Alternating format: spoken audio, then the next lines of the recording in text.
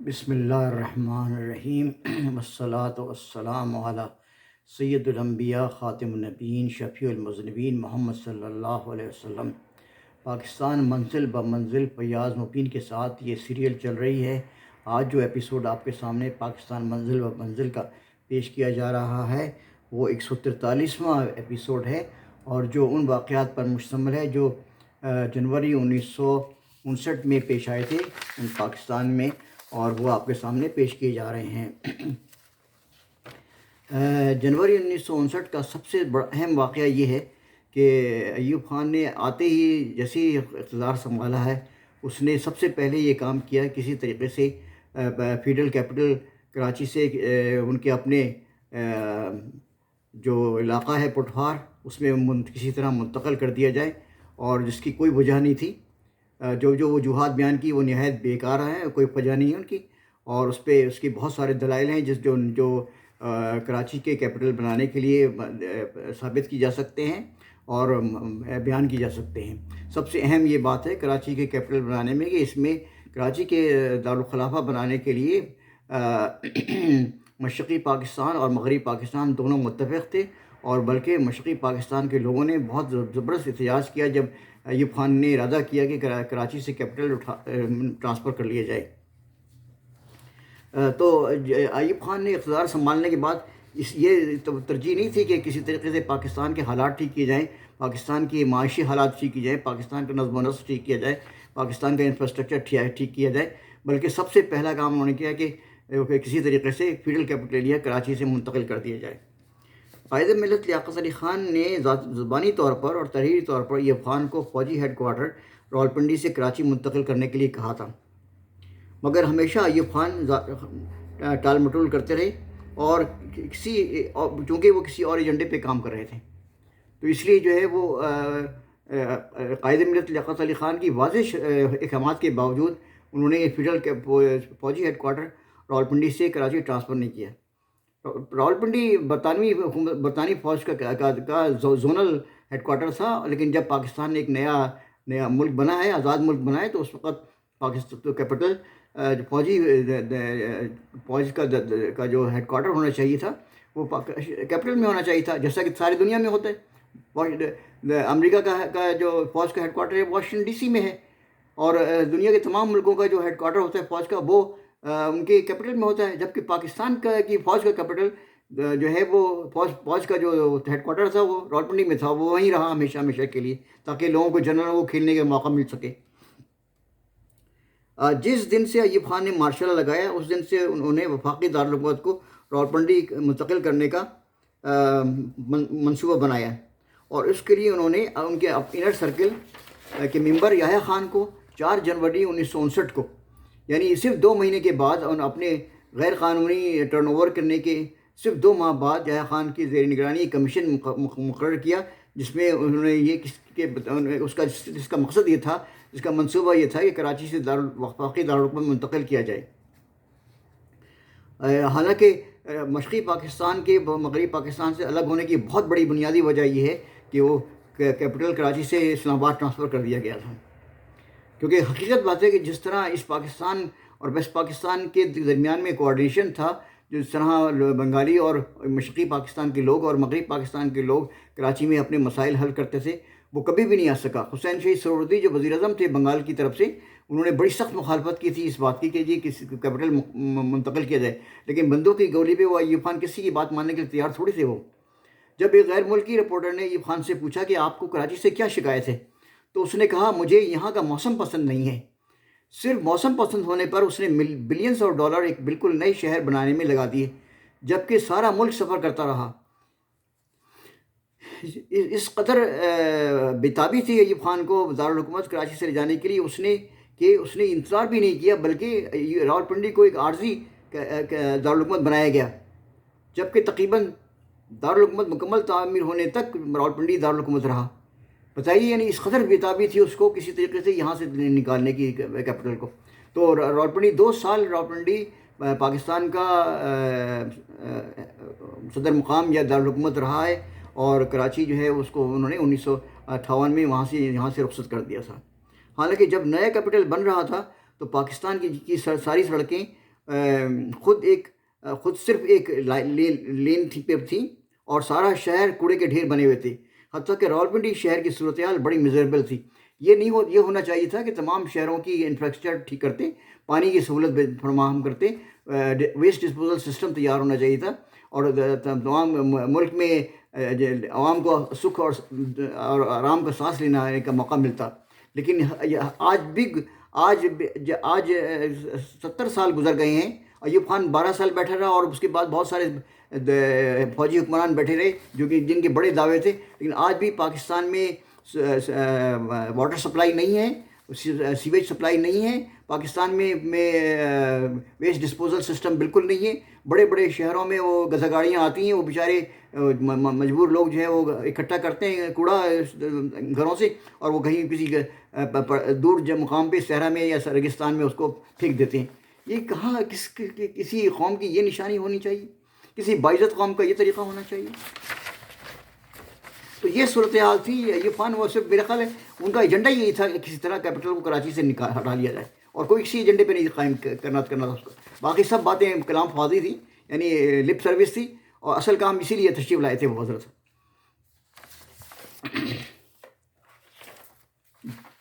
3 جنوری 1959 کو پاکستان اور امریکہ کے درمیان براہ راست ٹیلی فون کا سسٹم کا انضمام ہو گیا اور افتتاح ہوا اس کا. 3 جنوری 1959 کو ہی کورنگی میں 15,000 مکانات کی تعمیر شروع ہو گئی. 40 مکان ہر روز مکمل ہونے لگے. General Ayub Khan martial law administrator نے ڈرگ روڈ کراچی میں فضائی کے اسٹاف کا کالج کا افتتاح کیا. وہ صاحب بالکل اپنے آپ کو ایمپرر سمجھتے تھے پاکستان کا, بادشاہ جیسے ان کی ذاتی جائیداد ہے پاکستان. 13 جنوری 1959 کو commodore a are Khan Afzal الرحمان خان کو بحری فوج کا چیف آف اسٹاف مقرر کر دیا گیا. وہ بھی ایوب خان کے رائٹ ہینڈ تھے کسی زمانے میں. 14 جنوری 1959 کو فوجی حکومت نے پاکستان کی نئی برآمدی بونس اسکیم کا اعلان کیا, جو ایک بہت ڈیزاسٹر تھا اصل میں. اس کا یہ تھا کہ اگر آپ $1 باہر سے لے کے آئیں گے تو آپ کو $2 ملیں گے. سب سے اہم جو ڈیزاسٹر ہوا ہے اس ملک میں وہ یہ ہوا, اس دن سے پاکستان کرنسی کی قیمت تباہ ہو گئی جب سے یہ برآمدی بونس اسکیم شروع ہو گئی کہ آپ $1 آپ اگر امپورٹ کرتے ہیں, اگر $1 کماتے ہیں تو گورنمنٹ آف پاکستان آپ کو $2 دے گی. کیا قسم کا اکانومک سسٹم ہے. اتنے بڑے بڑے نام بیٹھے ہوئے تھے وہاں اس زمانے میں ان کے پاس, اور کچھ کر کے نہیں دیا انہوں نے. 20 جنوری 1968 کو فوجی حکومت نے میڈیکل کالجوں کو اپنی تحویل میں لینے سے انکار کر دیا, پر اس کی وجہ سمجھ میں نہیں آئی کہ کیا وجہ تھی. بہرحال پھر بعد میں بہت اس پہ بڑی بحث مباحثہ ہوا. اب چونکہ مغربی پاکستان اسمبلی نہیں تھی, نیشنل اسمبلی نہیں تھی, مشرقی پاکستان میں نہیں تھی, تو اپنے عوام کس کے پاس شکایت کرتے تھے. 21 جنوری 1959 کو پاکستان نے سوڈان کی حکومت کو تسلیم کر لیا اور پاکستان نے اپنا سفارت کھول دیا.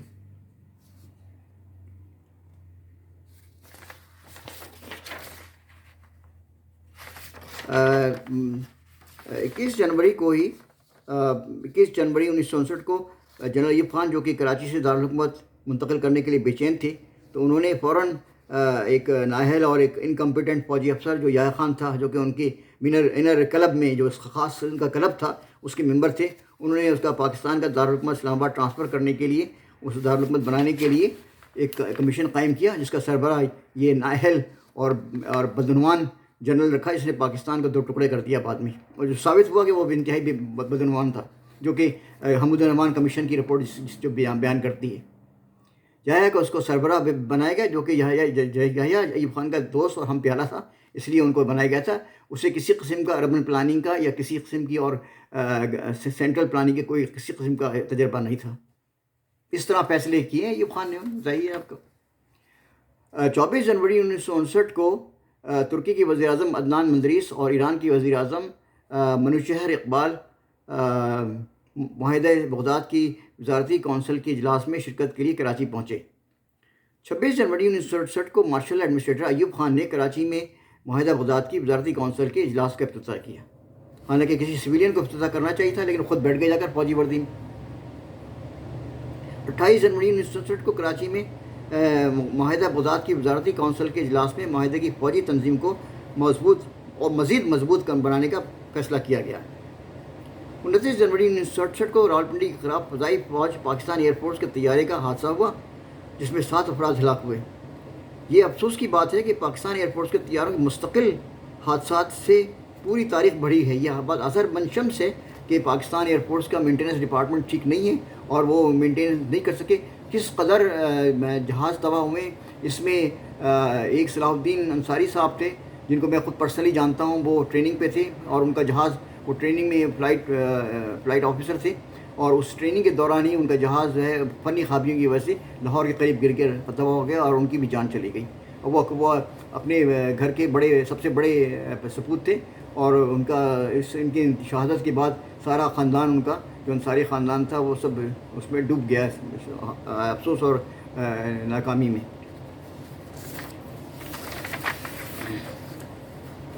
جنوری 1959 کا ایک اور مشہور واقعہ یہ کہ پاکستان رائٹرز گلڈ کا قیام عمل میں آیا تھا۔ اس کے قیام میں فوجی حکومت کا کوئی دخل نہیں، یہ بہت پہلے سے پلان تھا اور یہ چودھری محمد علی اور ملک فیروز خان نون اور حسین شہید سرحدی نے یہ پلان بنایا تھا، جو 29 جنوری 1959 کو کراچی کے KGA ہال میں پاکستان بھر سے آئے ہوئے 212 ادیبوں کے کنونشن شروع ہوا اور یہ کنونشن 3 دن جاری رہا۔ اس کنونشن میں پاکستان کے ادیبوں کے حقوق کے تحفظ کے لیے ایک انجمن کا قیام عمل میں آیا جس کا نام پاکستان رائٹرز گلڈ رکھا گیا۔ پاکستان رائٹرز گلڈ کے پہلے اجلاس کی صدارت بنگالی زبان کے معروف شاعر کوئی جسیم الدین نے کی، لیکن اس میں جو خطبہ استقبالیہ دیا وہ اردو کے مشہور ادیب شاہد احمد دہلوی نے دیا تھا اور کنونشن کی ابتدائی تقریر مرزا محمد سعید نے کی تھی۔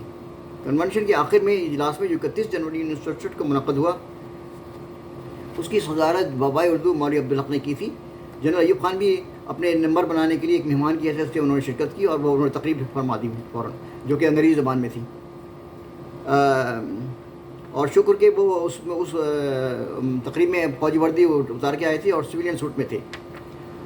رائٹرز گلڈ کے زیر اہتمام متعدد ادبی انعامات کا آغاز بھی ہوا اور ملک کے سب سے اہم ادبی انعامات قرار پائے گئے جو پاکستان رائٹرز گلڈ ہر سال ریلیز کرتی تھی اور عطا کرتی تھی۔ یہ ادارہ اب بھی قائم ہے اور اس چل رہا ہے اللہ کے فضل و کرم سے۔ جنوری میں 1959 کا ایک بہت مشہور واقعہ ہے کہ حنیف محمد نے 499 رنز بنا کر عالمی ریکارڈ قائم کیا کرکٹ کی ہسٹری میں۔ برائن لارا کے عالمی ریکارڈ 501 سے پہلے فرسٹ کلاس کرکٹ میں سب سے زیادہ انفرادی اسکور کا ریکارڈ 499 رنز تھا، جب پاکستان کے عظیم کرکٹر حنیف محمد نے 11 جنوری 1959 کو کراچی کے پارسی انسٹیٹیوٹ گراؤنڈ میں قائم کیا تھا۔ یہ میچ قائدم ٹرافی کے سلسلے میں کھیلا گیا تھا۔ سب سے پہلے بھاولپور کی ٹیم نے بیٹنگ کی اور 185 رنز پر آؤٹ ہو گئی، پھر کراچی کی جانب سے حنیف محمد نے اننگز کا آغاز کیا۔ یہ 8 جنوری 1959 کا دن تھا۔ پہلے دن انہوں نے 25 رنز اسکور کی، دوسرے دن ان کے اسکور میں 226 رنز کا اضافہ ہوا، تیسرے دن انہوں نے بریڈ مین کے عالمی ریکارڈ 452 کو پاش کر دیا۔ آخری دن میں انہوں نے 499 رنز مکمل کیے، ان کے اسکور میں 64 چوکے شامل تھے لیکن ایک چھکا بھی نہیں تھا۔ انہوں نے یہ اسکور 635 منٹ میں مکمل کیا تھا اور کراچی میں نے بھاولپور کے خلاف میچ ایک اننگ اور 479 رن سے جیت لیا تھا۔ جنوری 1959 کا ایک اور مشہور واقعہ یہ کہ زرعی اصلاحات کا نفاذ کوشش کی گئی۔ جنرل ایوب نے 31 اکتوبر 1958 کو مغربی پاکستان کے گورنر اختر حسین کی سربراہی میں ایک کمیشن قائم کیا جس کے ذریعے سے ملک میں زرعی اصلاحات کی سفارش مرتب کرنے کی درخواست کی گئی تھی۔ اس کمیشن نے اپنی رپورٹ 3 ماہ میں ترتیب کر دی تھی اور 24 جنوری 1959 کو جنرل ایوب نے پاکستان میں پہلی مرتبہ زرعی اصلاحات کے نفاذ کا اعلان کیا۔ ان زرعی اصلاحات کی خاص بات یہ تھی کہ کوئی زمیندار انفرادی طور پر 500 ایکڑ سے زیادہ نہری اور 1000 ایکڑ سے زیادہ بارانی زمین نہیں رکھ سکتا۔ اس حد سے زیادہ تر جو اس حد سے زیادہ جو وہ زمین تھی وہ زمینوں کو حکومت کی تحویل میں لے لیا گیا اور مالکان کو کوئی معاوضہ نہیں دیا گیا۔ زائد زرعی کمیشن کی سفارشیں بڑی جامع تھیں مگر زمینداروں نے اپنی زمین کو وراثت کے ذریعے تقسیم کر کے ان اصلاحات کا اثر زائل کر دیا اور حکومت کو صرف 25 لاکھ ایکڑ زمین اپنے قبضے میں ملی اور جو کل زرعی رقبے کا 5% تھی۔ یہ زرعی اصلاحات جاگیرداری نظام توڑنے کی طرف سے پہلا مثبت قدم تھا، مگر ان اصلاحات کی ناکامی سے عام آدمی کو یہ تاثر راسخ ہو گیا کہ جاگیردار طبقہ پاکستان کی ناقابل تسخیر طبقہ ہے، اور حکومتی ادارے اس طبقے کی کو بے اثر کرنے کے لیے ناکام ہو جائیں گے، اور ناکام ہوئے اور ناکام رہیں گے ہمیشہ کا۔ اور یہ ابھی بھی حال ہے کہ آج بھی پنجاب اور سندھ میں خصوصاً بڑی بڑی زمینیں جاگیرداروں کے پاس ہیں، اور وہ اپنے بے شمار لوگوں کو جو ہے ان کے رشتہ داروں کو اور عزیز اقربا کو تقسیم کرتے ہیں، تاکہ گورنمنٹ کو پتہ نہ چل سکے کہ کس کس کے پاس کتنی زمین ہے۔ یہ میں نے بڑی خلوص اور درد کے ساتھ یہ ایپیسوڈ تیار کیا ہے۔ اللہ تعالیٰ اس کو کامیاب کرے، اس میں برکت ڈالے۔ اللہ تعالیٰ پاکستان میں فضل و کرم فرمائے، اور پاکستان کے لوگوں کو سمجھ اور عقل عطا فرمائے۔ اللہ تعالیٰ پاکستان کی حفاظت فرمائے۔ پاکستان پائندہ باد۔